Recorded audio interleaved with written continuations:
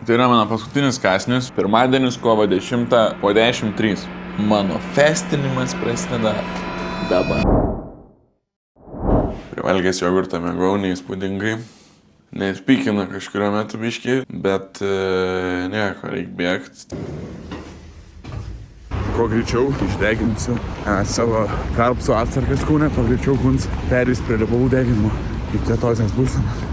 Pirmas rytas, viskas normaliai, prasibėgau aš tą krosą, 6 km, bet duše prisiminiau jau pusryčius. Ir kad suprast, kaip aš valgau pusryčius, tai yra maždaug 4 virti kiaušai su majonezu ir šalia 2 sumuštiniai su sviestu, dešrykiai ir agurkais. Nu, tai visai nemažai galiu pasakyti, suvalgau. Anyways, dabar aš noriu jums parodyti, koks yra mano pusrytis šiandien. Šiandien mano pusrytis yra kiek kitoks. Šiandien mano pusrytis turi mažiau kalorijų arba lygiai 0. Mano pusryčiam bus vandens stiklinė su pusę šaukštelio Himalajų druskos ir magnio citratų. Vandenį su druska tai aš galiu gerti be problemų. Pats magnio citratas nėra labai skanus ir turi laisvinamųjų savybių. Tai pažiūrėsim maždaug pusės valandos bėgį.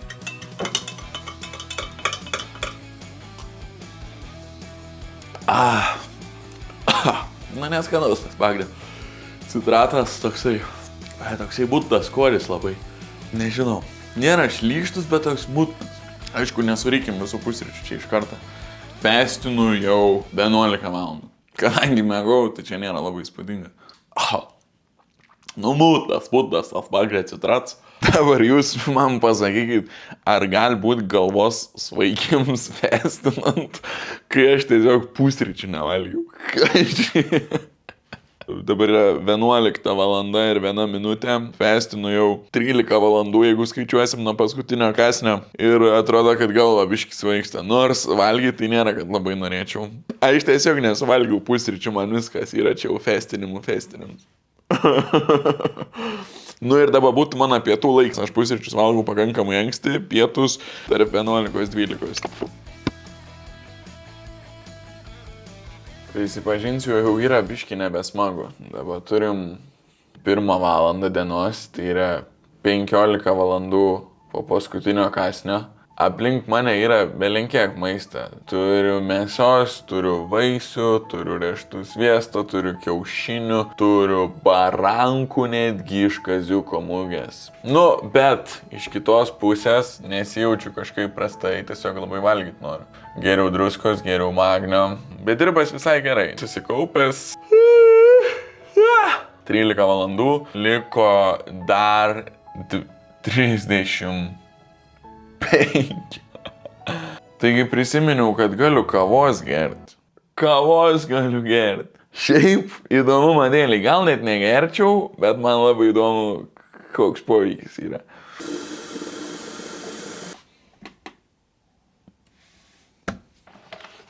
Tokia fancy uždarimo sistema esu sugalvojęs. Azijietiška vadinasi.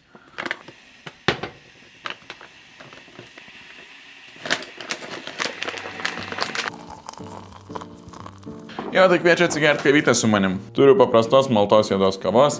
16 valandų 35 minutės aš jau festinu. Išėjau lauką nusipirkti tekstilinės medžiagos kitam savo projektui ir vedžiau kartu Dumbuką, savo šunį, jo vardas Dumbo. Ir grįždami sustojom mini pevutėje, jisai griaužė pagalį, aš tiesiog stovėjau ir mėgavausi aštresniais pojūčiais. Šneku praleidęs vienus pusryčius ir pietus. Čia nėra big deal visiškai. Man labai big deal. Mano kūnas dabar yra tokiam režime, kad aš visą laiką galvoju, kad aš tuo eisiu pavalgyti. Ir šiaip trumpai pats festinims yra jau daroms tikriausiai 1000 metų. Net ir prieš mokslinius badavimo tyrimus žmonės šito darydavo, tik tais nežinodami tiksliai gal kas vyksta jų kūne, gal kitaip įvardindami. Tai trumpai apie tai. Autofagija. Va tokį žodį išsitraukiau šiandien iš kišenės. Tai yra toks procesas, kai kūne po kažkur 16-24 valandų be maistą prasideda toks savaiminis organizmo šiukšlių išsivežimas. Kūnas pats pradeda skaldyti ir valyti pažeistus baltymus, ląsteles ir jų atsikratyti. Realiai tai tiesiog kūnas išsivež šiukšlės iš namų, kad nebūtų. Nu tai tokiam principe labai moksliškai paaiškinus taip ir vyksta autofagija. Be to, pagerėja insulino jautrums. Kai suvalgom kažką angliavandeniško, mūsų cukraus kiekis kraujy pakyla. Jo pasidaro per daug ir ląstelės jo pasisavinti nebegali. Tada ateina kasa, išskiria insuliną. Insulins padaro ląstelės svetingesnės cukrui, greičiau suskaida, cukrų nukrent kraujo cukraus kiekis. Supratę, žodžiu. Ir tai yra natūralus procesas, bet kai yra didelis svyravimai, insulino jautrumas sumažėja ir tada prasideda didelės bėdos, ląstelės oksiduojas, greičiau senstam, didesnė ligų tikimybė. Tai fasteriams padeda biškelį sureguliuoti, sugrąžinti tą insulino jautrumą. Dar kas turėtų pagerėti, tai turėtų biškį prablaivėti smegenis. Ką aš turiu omeny, tai tas vadinam smegenų rūks. Jo turėtų nebebūti, smegenys turėtų veikti aiškiau. Jeigu norim kalbėti anglosaksiškai kaip kokie mandrų žmonės, tai mental clarity. Ir dar ką žiauriai įdomu, kadangi kūnas nenori prarasti raumenų, jis išskiria augimo hormoną. Tai kažkokiu būdu tas augimo hormonas stabdo raumenų nykimą, kai tu nevalgai. By the way, kavytė tai tikrai nuėmė alkį, visai gerai jaučiuosi. Badavimas su savimi atsineš ir tam tikrų rizikų, nes viskas gyvenime turi dvi pusės. Elektrolitų disbalansas. Kai nevalgom, negaunam tam tikrų elektrolitų, kurie veik labai svarbius darbus kūne. Dėl to gali prasidėti raumenų mėšlungis, galvos svaigims, purtims, dar kažkas. Ir visokie kitokie briedai, nes tiesiog nusilptum, jeigu negautum elektrolitų. Kortizolis pašokinėti gali. Kortizolis yra streso hormonas. Kai mes labai susiparinam, mums pakyla kortizolis. Tai badaujant ir intensyviai sportuojant, pavyzdžiui, kortizolis gali labai stipriai pakilti, dėl ko bus sunku užmigti ir kitos su tuo ateinančios bėdos. Dehidratacija. Tokie pionieriai badavime kaip aš kartais pamiršt, kad dalis vandens yra gaunama su maistu. Tai kai tu nevalgai, tau reikia ir daugiau vandens. Dar viena rizika yra persivalgyti pačiam gale. Fastinimą tu negali nutraukti tiesiog priėdęs. Reikia po truputį sugrąžinti skrandį į tą darbinį režimą, todėl geriausia pradėti su kokiu sultiniu, gal jogurtuku, žodžiu, kažko labai nesunkiu. Tai daug kas galvoja, kad badavimas yra kankinimasis ir aš kaip pilnai subrendęs badautojas, nevalgęs pusryčių ir pietų, galiu pasakyti, kad nėra jau tai blogai. Ką veikti, kai nevalgai, reiks eiti namus tikriausiai tvarkytis. Nežinau. Atrodo, kaip eičiau pavalgyti. Gera proga biškį nusileisti ant žemės yra.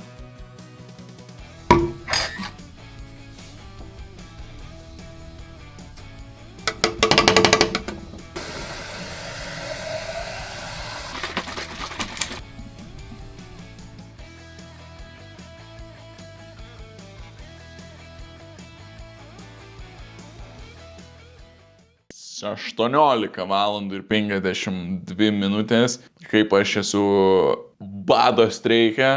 Dar viena savanoriško diskomforto fazė mano gyvenime, sumaščiau nevalgyti, kai valgyti labai mėgstu. Yra labai įdomu, nes biški kas, aš čia dirbu kažką, viskas, dabar laiks pavalgyti. Ne, tu valgyti negali. Eik pasivaikščiok, eik dar kažką nuveik, nežinau, namus apsitvarkyk, bet valgyti tai tu negali. Čia tokį didelį dramblį iš nieko padariau. Aš nevalgiau pusryčių ir pietų kol kas. Ir savo antrų pietų, nes 3-4 valandą valgau savo antrus pietus. Man badavims yra 5 valandas nevalgyti. Čia jau yra ekstremalus badavims. Man šalta daras. Nemanau, kad einu temperatūrą pasimatuoti. Eisiu 3 kartą lauką, tiesiog pasivaikščio, čiukšlės išnešti. Mano kūno temperatūra šiaip turėtų būti 36 ir 6, mano temperatūra yra 36. Gal biškį nukritus. Kai jau 27, kai jau 27, tada jau yra blogai. 18,5 valandos. Energijos stygius jaučias, bet nėra labai baisu. Dar padarius ir gal ten kokie skysčiai susikaupia ar kažkas kopia. Ne taip man rodos, biškį gali tiesiog vos kauptis. Yra lygiai 24 valandas, kai aš nieko nevalgiau. Ką supratau, tai kad pagrindinė esmė yra ne alkis ar energijos trūkums, o tiesiog nors skaniai pavalgyti. Jėgų yra, aišku, mažiau, bet eisiu į dušą, sušilsiu ir eisiu miegoti. Iki rytojus.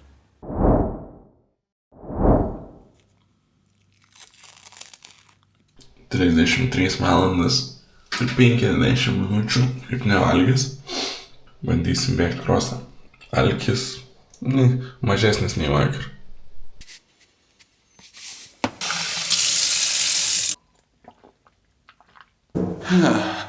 nemeluosiu, biški lengvai pykin. Na tai pažiūrėsim, ar jausiuos geriau ar ne visai.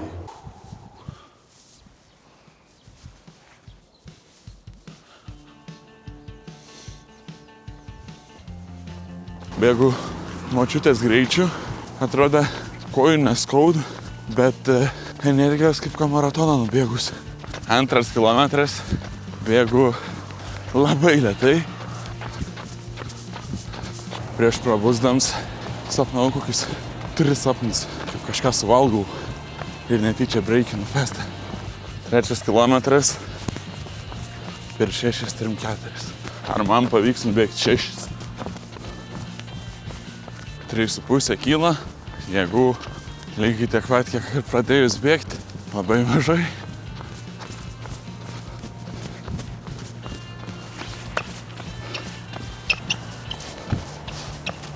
Penktas kilometras, 7 minutės 17. 205 metrų iki 6 kilometrų. Viskas. Kiek 1 minutė, 6 kilometrai, 100 metrų. Galvojau, tikrai bus lengviau. Pradėjau bėgti, energijos 0. Įprastai būna, kad kojas paskauda dar kažką, bet jėgų yra. O dabar kojas lengvas, bet nėra kam jas nešti. 34 valandas kaip nevalgęs. Po krusiuko. Būti ištikimas Lietuvos valstybei.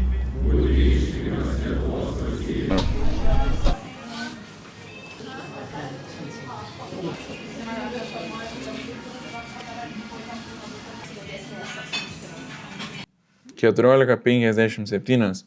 Aš jau nevalgęs esu 41 valandą. Energijos lygis pakankamai aukštas, nuotaika nebloga, priesaika šauliam duota, pasėdėta prezo nieko nevalgant, kai kit žmogus valgo bandelę, kibiną, vaflį, ger kavą.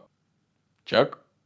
Yra labai įdomu, ant kiek daug laiką lieka valgyti, nereikia gamintis 4 kartus dienoj. Realiai susitaupai 1,5–2 valandas.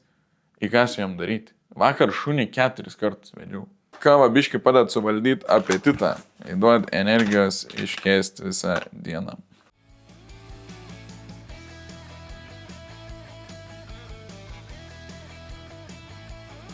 Kem 2 valandas ir 45 minutės. Šiandien mažiau vandens išgėriau, mažiau druskos išgėriau, kažkaip pasijautė per kelius nuovargis.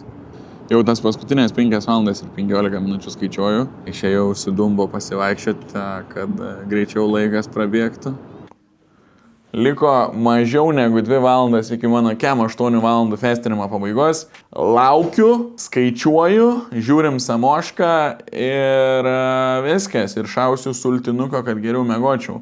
Maudžia kelius biški, maudžia blauzdas, nežinau ar per mažai vandens šiandien išgėriau, ar dėl ko. Esu įsitikinęs, kad galėčiau ilgiau, bent jau iki rytojaus rytą easy, dar ir krosiuką prabėgčiau, bet, kadangi yra pirms karts, noriu pasižiūrėti, kaip kūnas reaguoja visą šitą, nenoriu rizikuoti sveikatą, tai sustosim šiandien didvyriškai, pasimsim pergalę ties 48 valandom. Šausim sultinuką, kur yra biški riebaliuką ir daug elektrolitų. Dėl ko turėčiau geriau užsimiegoti ir rytojaus dieną jau skint kaip reikals. A rytojaus dieną aš jau pavalgysiu normaliai, kaip pons. Rytojaus dieną aš valgysiu kaip karalius. Rytojaus dieną valgysiu kaip kad būtų mano paskutinė diena gyvenime. Liko 40 minučių iki mano festinimo pabaigos. Atėjo laiks pasigaminti sultinę, ką nebūtų po to karšts labai galėčiau užkart valgyti. Oho, čokolad. Plech, jau dabar nulaižyčiau. Liko 40 minučių. Natural produkt, eco-friendly, natur kompanija, bouillon vegetal. Seilės kakaupės, wow. Mama. Oficialiai pareiškiu, kad 48 valandų festinimas yra baigtas.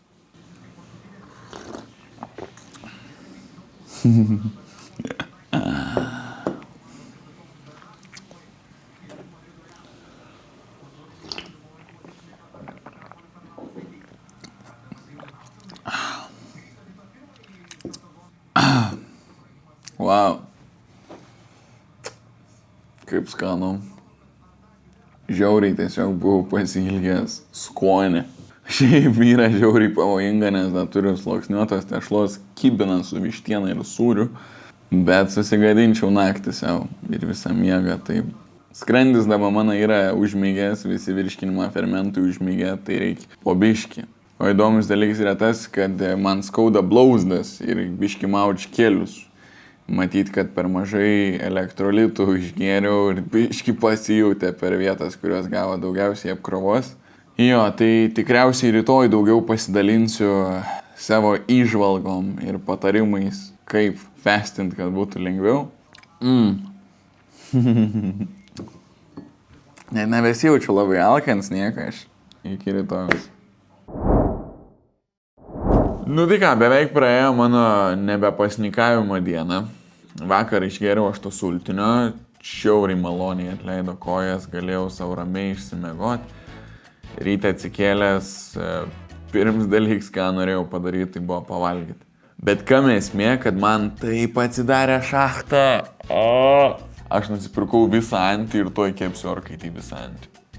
Kadangi esu profesionalus fastintojas, aš jums duosiu dabar kelis patarimus, kaip geriau fastint.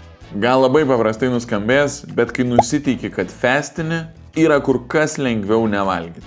Ką aš turiu omeny? Tu žinai, kad tu šiandien nevalgysi. Tai ir viskas, tu nebegalvoji apie maistą ir pamiršti. Jeigu tu žinai, kad valgysi už 8 valandų, kur kas sunkiau. Antras patarimas, turėkit ką veikti. Aš dariau per išeiginę dieną, tai biškelį buvo sunkiau, nes pas mumis kultūroje ir beveik visose kultūrose tokios dienos dažnai sukas apie maistą. Tu išeini kažkur pasivaikščiot, pavalgai, dar pasivaikštai, nueini į renginį, pavalgai ir valgai skaniau negu kiekvieną dieną. Tai geriausia būtų fastint darbo dienom, nes turėsit ką veikti ir laikas prabėgs greičiau. Trečias patarimas. Nebijokit gert kavos. Man, pavyzdžiui, skrandžia visai neskaudėjo ir žiauriai numalšina alkį ir buvo pagaliau skonis ne vandens su druska. Ketvirtas dalykas. Galit ir pasportuoti. Kodėl ne? Greičiau kūnas pasiekia autofagijos stadiją, greičiau išsivalo, visai smagu savį yra išbandyti. Penktas patarimas. Gerkit daug vandens su druska, atitinkamų kiekių pasižiūrėkit pagal savo kūno svorį, pasitarkit su jajum. Jeigu dar turit, gerkit magnį ir kalį. Visa tai padės palaikyti kūną pakankamai geroj būsenoj, turėsit energijos ir net maus raumenų. Neblogas iššūkis, gal čia išpučiau burbulą, gal ne, nežinau kaip kiti matot kem 8 valandų fastą, bet parašykit komentaruose, ar esat kažką panašaus darę. Dar būtų žiauriai gerai, jeigu palaikintumėt šitą video, pakomentuotumėt ir pasubscribintumėt kanalą. Padėtumėt greičiau tobulėti. Ačiū, iki kitų kartų.